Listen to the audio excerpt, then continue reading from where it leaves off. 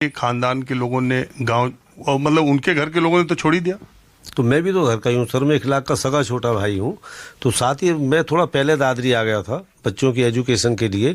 But ये घटना हुई थी 28। क्या पूरा खानदान ने छोड़ दिया गांव? हाँ जी, 17 सितंबर, ये 28 सितंबर 2015 की घटना। खेत वेत आपने? खेत नहीं है हमारे पास, घर की रहने की जगह थी बस, जिसमें हमारे मकान बने हुए थे। वैसी और कोई ज़मीन हमारे परिवार के पास नहीं है। मेहनत मजदूरी करते थे, अपना पेट पालते थे।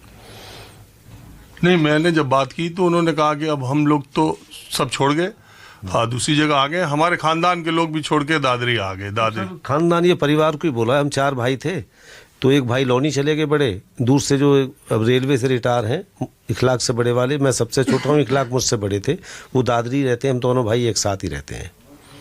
तो एक परिवार वहाँ चला गया। ये बेटा एयरफोर्स में है वो, तो उसके साथ उसकी मदर बहन ये दानिश उसके साथ चले गए, उन्हें रूम मिलता है रहने के लिए, और हम दादरी आ गए सब।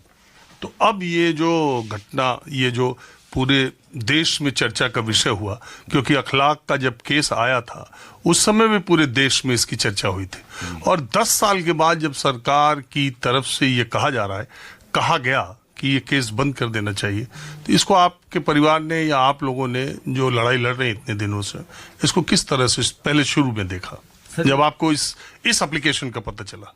सर, ये एक झटका लगने वाली खबर थी और एक अफसोसजनक खबर थी हमारे लिए कि हम जिस तरह अपना एक एक पैसा मेहनत मजदूरी करके या कोर्ट के चक्कर लगाते हैं, अपनी झाड़ी भी छोड़ते हैं, तो उसे हम लंबी लड़ाई लड़ रहे थे न्याय पाने के लिए।